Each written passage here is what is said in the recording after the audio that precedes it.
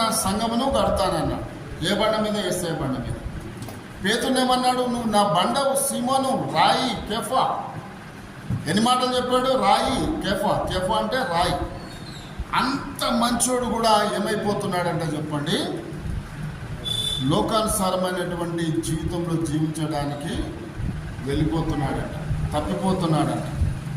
అయితే చెప్తున్నాడు, సీమోను, ఇదిగో సాతాను నిన్ను శోధిస్తుంది చూడు, నిన్ను ఆత్మీయ జీవితంలో నుంచి నిన్ను తప్పిస్తున్నది చూడు అని ముందు దేవుడు హెచ్చరిక చేశాడు. ఎవరిని చెప్పండి? ఆయన పని చేసే వాళ్ళను ముందే ఆయన ఏం చేస్తాడు? హెచ్చరిక చేస్తాడు. నన్ను కూడా ఎంతో హెచ్చరిక చేస్తాడు.